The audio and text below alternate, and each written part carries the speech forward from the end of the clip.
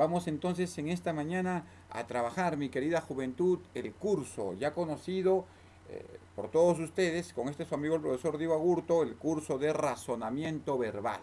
Vamos entonces a entrar a una nueva etapa de lo que son nuestras clases de razonamiento verbal y como siempre, hijos, vamos a ponerle el mismo dinamismo de siempre, vamos a ponerle las mismas ganas, la misma resiliencia o perseverancia, que es lo mismo, ¿ya? Vamos a trabajar el día de hoy, el tema, un tema ya que lo hemos desarrollado cuando han estado en primero ustedes, es comprensión de lectura, ¿ya? Comprensión de textos, el desarrollo de los textos, leer analíticamente, leer de tal manera que en una sola oportunidad puedas comprender el texto. Leer no es leer por leer. Leer es analizar. Y analizar es un proceso mental breve, pequeño, de corta duración, cuya labor más importante es comprender lo que el autor plasma o fundamenta en el texto. Eso es lectura, ¿no? Y en la página número 150, la página 150, allí aparece una parte de la teoría. Pero, ¿qué es lectura? Lectura es un proceso mental intelectual breve. Lectura es un proceso mental o intelectual breve que consiste en decodificar o interpretar signos lingüísticos, palabras, que es lo mismo, ¿no? En el menor tiempo posible. Eso es lectura, punto, nada más. Y cuando leamos un texto, nosotros tenemos que ir concentrados sabiendo que su estructura interna es la siguiente, como lo dice en la teoría de la página 150. Tema, idea principal y título. Así en ese orden, hijo. Así en ese orden. La estructura interna de un texto es tema, en primer lugar. En segundo lugar, la idea principal. Y en tercer lugar, el título. ¿Está bien? Muy bien. ¿Qué es el tema ahora? Punto número 1. Antes de pasar a la práctica en sí. ¿Qué es el tema? El tema es el sujeto de qué o de quién se habla en el texto. El tema es el sujeto de qué o de quién se habla en el texto. Ese es el tema. La idea principal. ¿Qué es la idea principal? La idea principal es lo que se dice del tema. ¿Qué es la idea principal? Repito, la idea principal es lo que se dice del tema. Esa es la idea principal. ¿Está bien? ¿Cómo voy a encontrar el tema?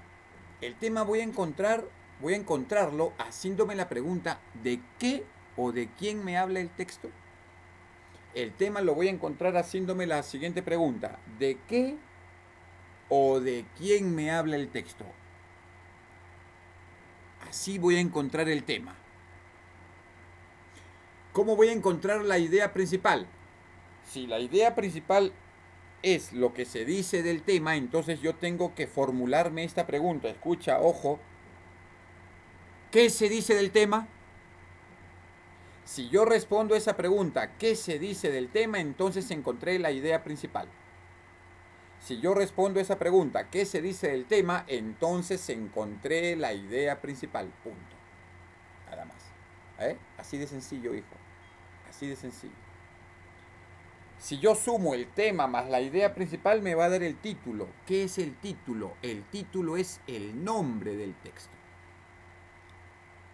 El título es el nombre del texto, es el resumen de todo el relato, que se recomienda que sea corto. El título se recomienda que sea muy corto, cortito. ¿Ve? Que sea muy corto. ¿Ya está? Muy bien. Vamos entonces a trabajar lo que es la práctica. Repito, estructura interna de un texto. En ese orden tienen que encontrar lo que la lectura está pidiendo. Primero tema, después idea principal, Sumamos el tema más la idea principal, nos va a dar el título. Ese es el orden en que yo debo encontrar. Aunque aquí en la guía primero figure el tema, título y después idea principal. No, el orden es el siguiente, hijo. Tema, idea principal, título. Repito, tema, idea principal, título. El tema es el sujeto de quien se habla. Y voy a encontrar el tema, una vez más repito, haciéndome la pregunta, ¿de qué o de quién me habla el texto?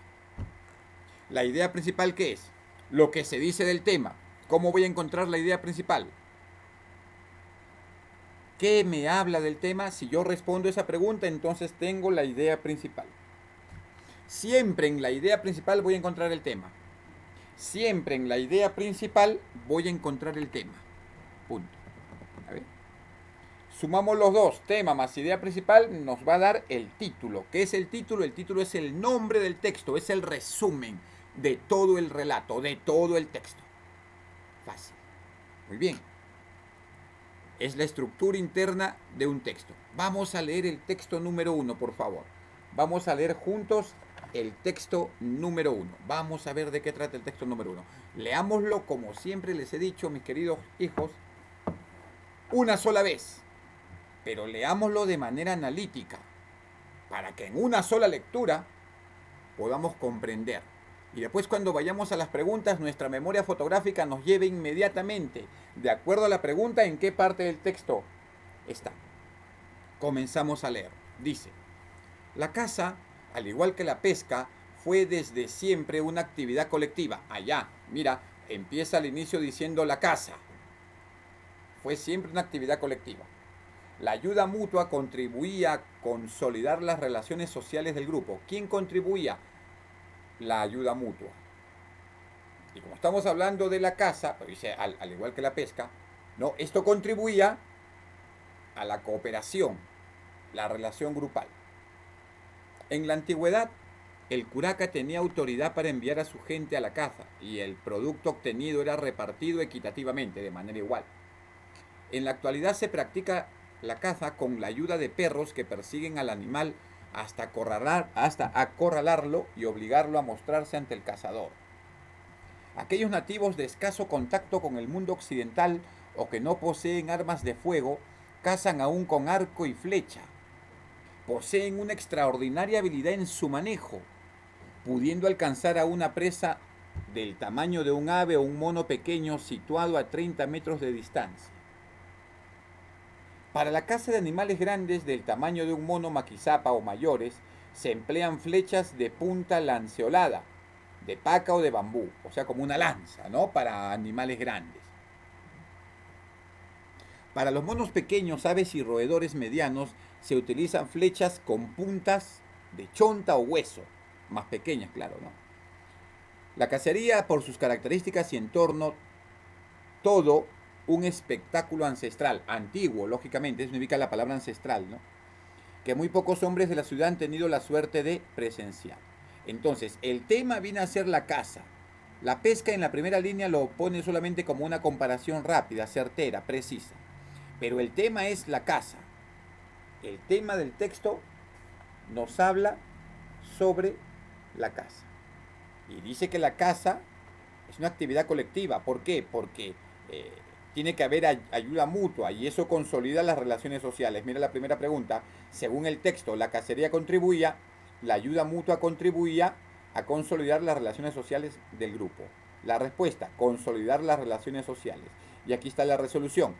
Según el texto, la caza era una actividad colectiva de ayuda mutua. Por ende, ayudaba a consolidar las relaciones sociales. Respuesta es textual. La pregunta es textual. ¿Qué quiere decir? Al pie de la letra estuvo en el texto. Fácil, hijo. Una sola lectura, una sola leída. De ahí vayamos a las preguntas, mi querida juventud. Pasamos a la pregunta número 2. Los nativos usaban flechas de punta lanceolada para cazar. Allá les expliqué, les dije, la punta lanceolada. ¿En dónde está, profesor? Fácil, o sea, como si fueran lanzas. Aquí está, profesor. Para la caza de animales grandes del tamaño de un mono maquisapa o mayores se emplean flechas de punta lanceolada. Entonces estamos hablando de animales grandes. La respuesta, ¿cuál sería? Los nativos usaban flechas de punta lanceolada para cazar. Facilísimo, animales grandes. Es textual, hijo. Es textual. Está al pie de la letra la respuesta. Al pie de la letra. Vamos a la pregunta número 3. A ver, 20 segundos, 20 segundos.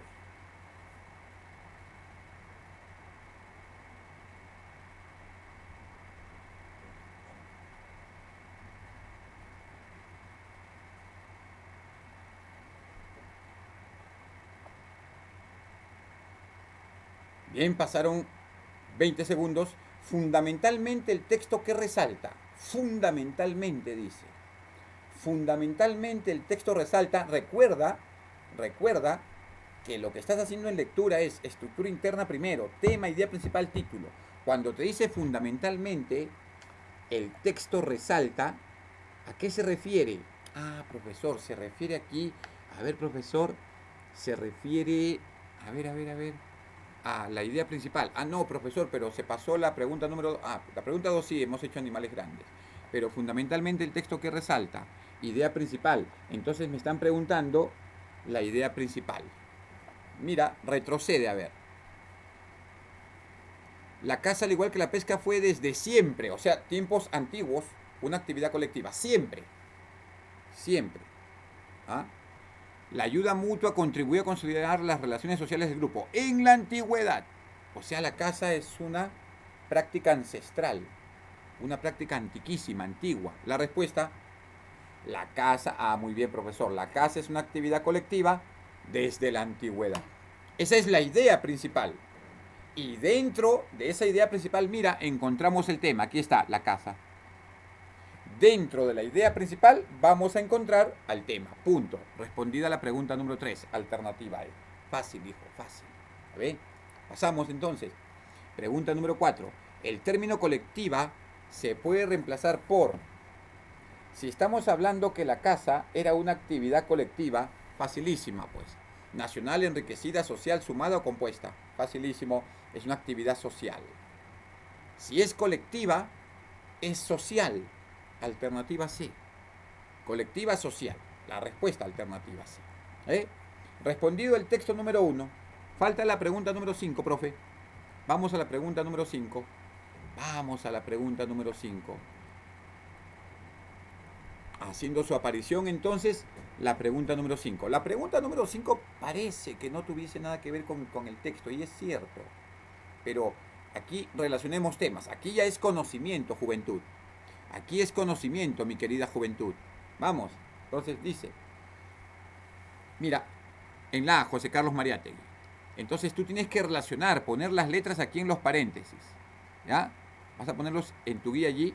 José Carlos Mariátegui, ¿con qué se relaciona? ¿Es una enfermedad caracterizada por el exceso permanente de leucocitos en la sangre? No. José Carlos Mariátegui, ¿analizó la realidad nacional desde una perspectiva socialista? Sí. Si tú miras en la página 150, en la parte teórica, donde dice el tema, allí te está hablando, o en el título también aparece en la última línea, José Carlos Mariátegui y su visión socialista del Perú. Por lo tanto, José Carlos Mariátegui analizó la realidad nacional desde una perspectiva socialista. Respuesta, vas a poner aquí, en este paréntesis, vas a poner la letra A. José Carlos Mariátegui analizó la realidad nacional desde una perspectiva u óptica socialista. Ahí pon la letra A. Vamos a la siguiente, la alternativa B ahora, la Revolución Cubana. ¿Con qué tiene que ver la Revolución Cubana, chico, acá? Vamos a ver un momentico. A ver. Ya, profesor, la Revolución Cubana exige que nos comprometamos con los problemas que afectan la existencia de los demás. ¿Estableció nuevas leyes o ha logrado combatir efectivamente el analfabetismo? Sí, correcta. La Revolución Cubana ha logrado combatir efectivamente el analfabetismo, profesor. La respuesta, por lo tanto, aquí vas a poner la letra B. Entonces, la Revolución Cubana ha logrado combatir efectivamente el analfabetismo. Esa es la alternativa que vas a poner ahí, B. O sea, se relacionan, pues. Pues dice, relaciona los siguientes temas con su idea principal. Ahí está, correcto. La tercera, C, la leucemia. Ya, profesor. La leucemia es una enfermedad caracterizada por el exceso permanente de leucocitos en la sangre. Entonces, acá donde dice leucemia vas a poner la C. La leucemia es una enfermedad caracterizada por el exceso permanente de leucocitos en la sangre. Ahí está, el tema es la leucemia. Idea principal, La leucemia es una enfermedad caracterizada por exceso permanente de leucocitos en la sangre. Esa es la idea principal. De eso se trata esta pregunta. Muy bien. Siguiente, la letra D. Gracias. La solidaridad. ¿Con qué se relaciona la solidaridad, profesor? Ah, ya, facilísimo. Exige que nos comprometamos con los problemas que afectan la existencia de los demás. Es facilísimo, profesor. Mira, la solidaridad del tema. ¿Qué exige la solidaridad? Que nos comprometamos con los problemas que afectan la existencia de los demás. Ahí está la solidaridad. Ahí, aquí le vas a poner la letra D. Y la última, Einstein, a partir de la teoría de la relatividad, estableció nuevas leyes. A partir de esa teoría física, establece otras leyes físicas. Entonces, Einstein, en la alternativa E, vas a poner aquí, estableció nuevas leyes, vas a poner E aquí, ¿no? Ahí está la respuesta. Entonces, hemos visto temas e ideas principales que no están dentro del texto 1, pero hemos relacionado. Facilísimo, profesor, fácil. ¿Ve? Muy bien, correcto. Yo sé que hay preguntas por hacer allí, pero espero que esté quedando completamente claro toda la explicación. O clara toda la explicación. Ya, mi querida juventud, pasamos al texto número 2. Recuerda que tienes que poner atención, tienes que prestar atención, tienes que estar al tanto de lo que se está hablando o explicando para que con una sola lectura puedas comprender el tenor del texto o lo que el autor te quiere decir. Texto número 2. Leamos. Nacimiento y muerte pertenecen igualmente a la vida y se contrapesan, ¿no? O sea, se ponen en una balanza. Y según el texto vamos a ver, creo que tienen el mismo peso, vamos a ver, se contrapesan. El uno es la condición de la otra, o sea, nacimiento y muerte. ¿Qué quiere decir? Si hay nacimiento, habrá muerte. Si hay muerte es porque hubo nacimiento, ahí está el contrapeso, pues, ¿no? El uno es la condición de la otra, forman los dos extremos, los dos polos de todas las manifestaciones de la vida. Esto es lo que la más sabia de las mitologías, la de la India, da y expresa con el símbolo del collar de cabezas de muertos, atributo otorgado a Shiva, el dios de la destrucción. Nos referimos al lingam, órgano y símbolo de la generación, ¿no? El amor, por otro lado, es la compensación de la muerte. El amor, por otro lado, es la compensación de la muerte, dice. ¿Qué más? Su correlativo esencial. Entonces, si murió una persona, amor. Entonces se relacionan. Una persona que hizo bien, muere en amor, en la paz de Dios. Se neutralizan, se suprimen el uno el otro.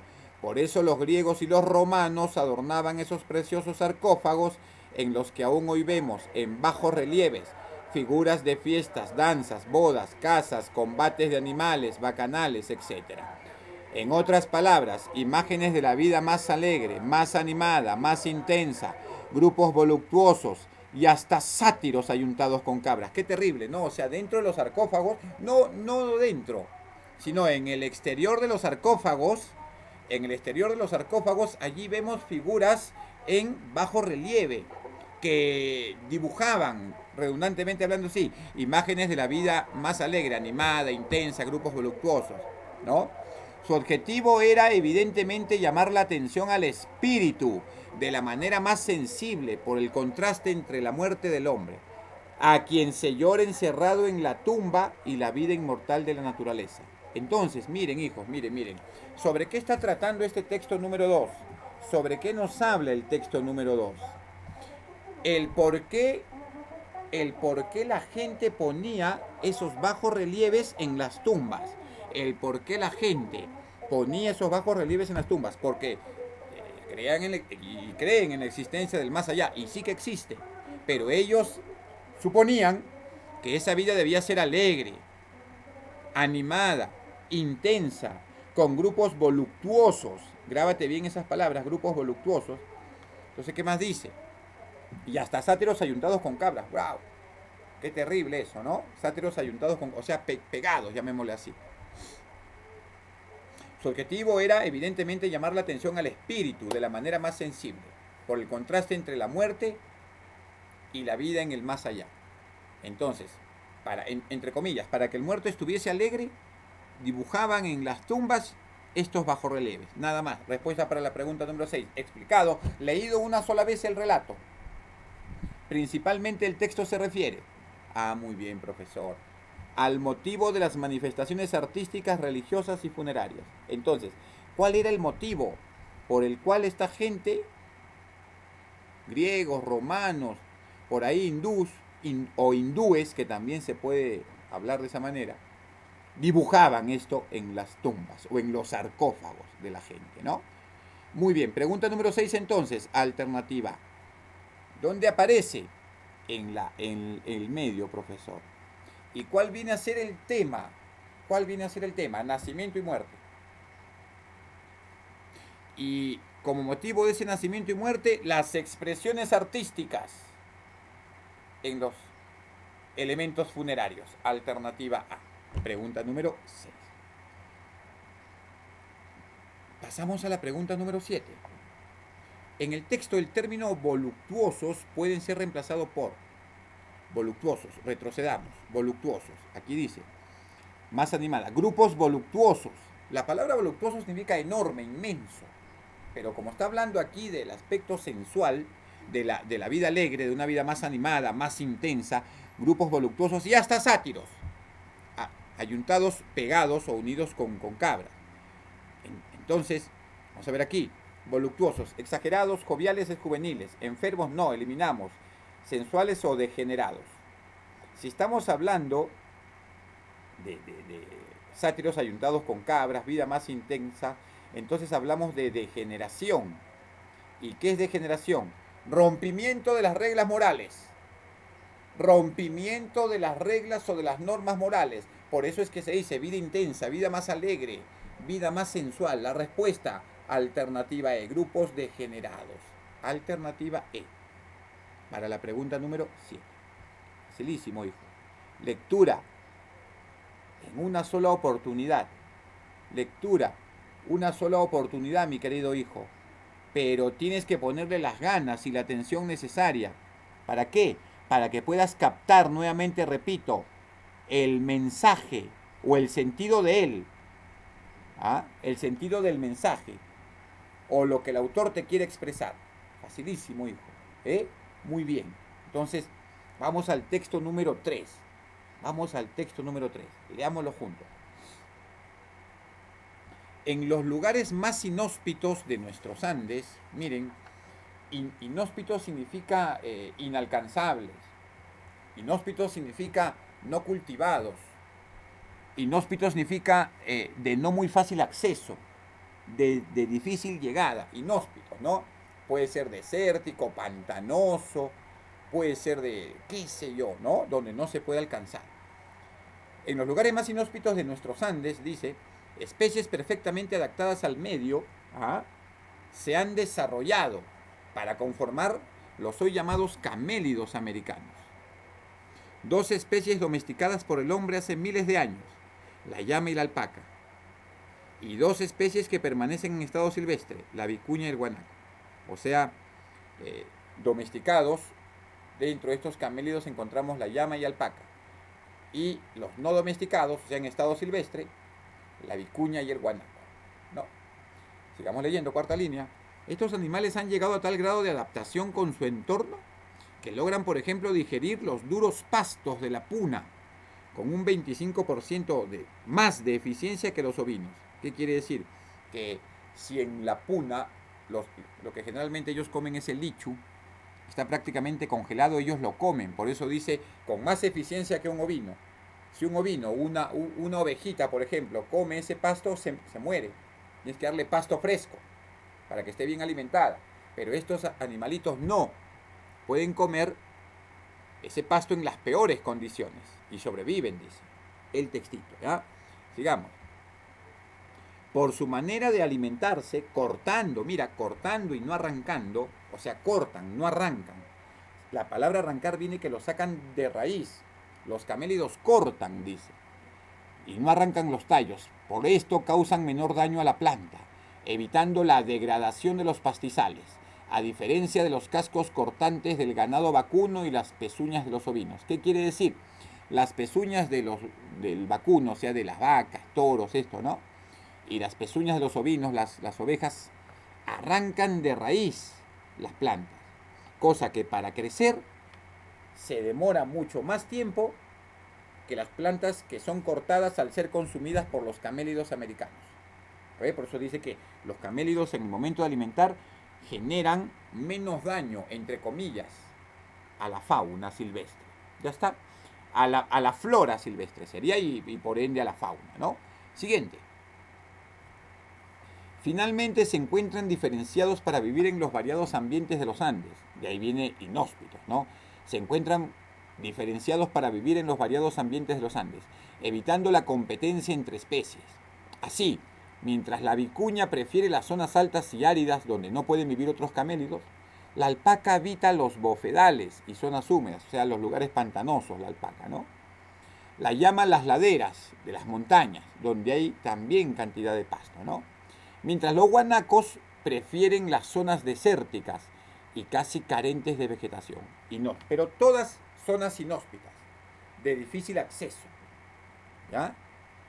Zonas inhóspitas, de difícil acceso, de difícil llegada a ese lugar, impenetrables.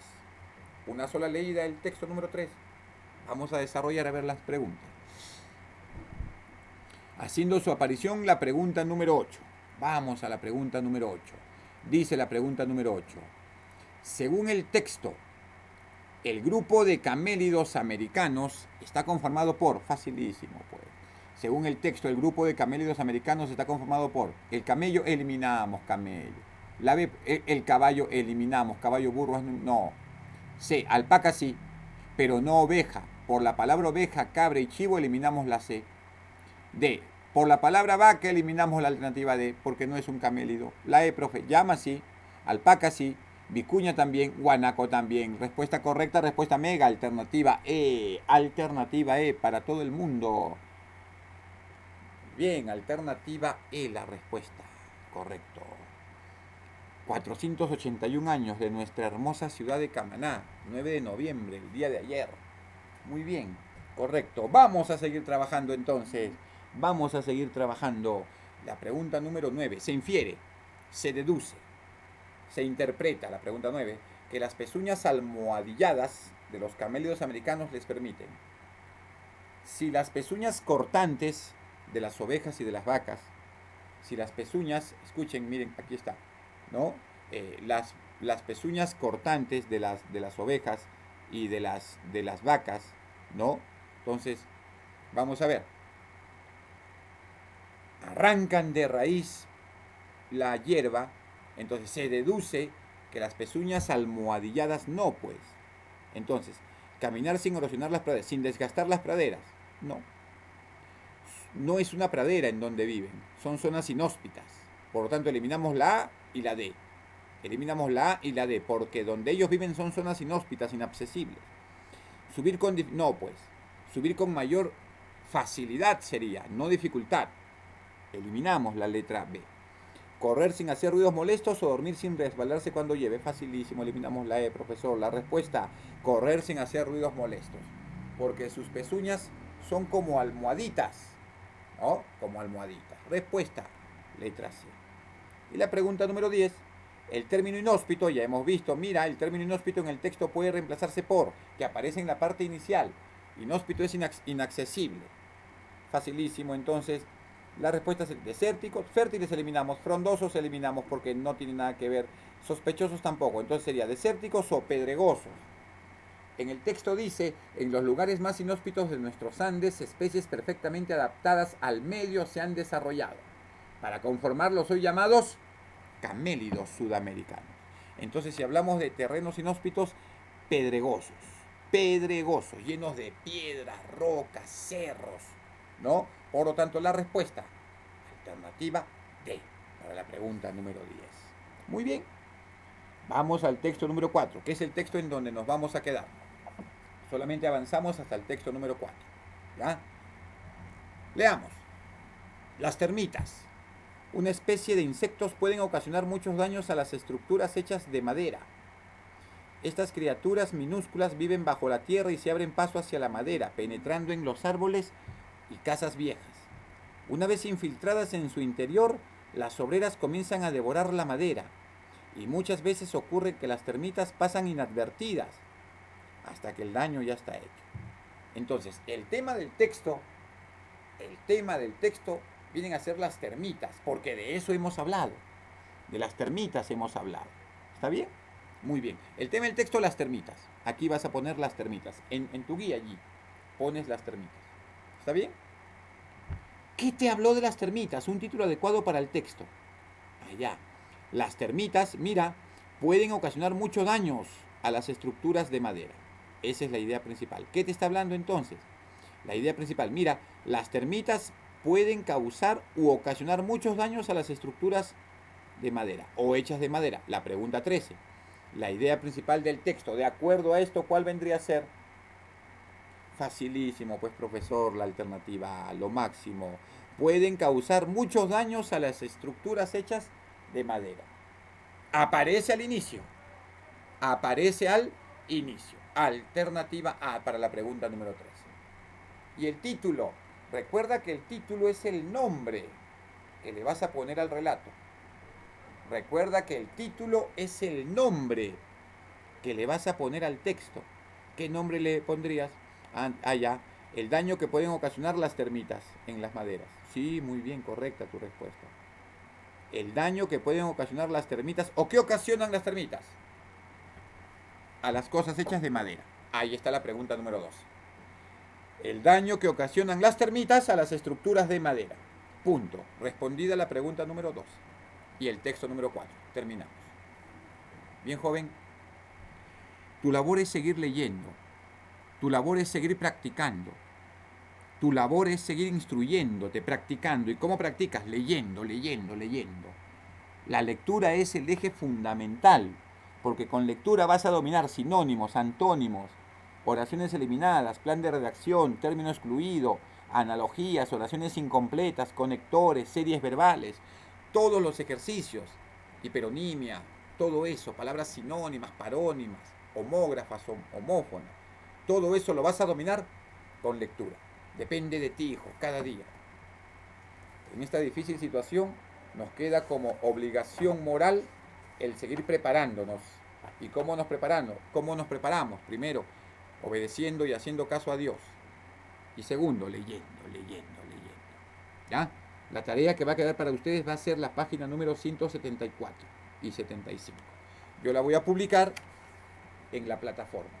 La página número 174 y 175 y yo las voy a publicar en la plataforma. Ya, hijo, por tu atención prestada, muchas gracias.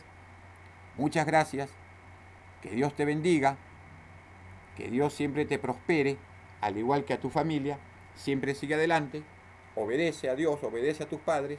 Pórtate bien y conmigo será hasta la siguiente clase. Que tengas un gran día, mi querido joven. Chao.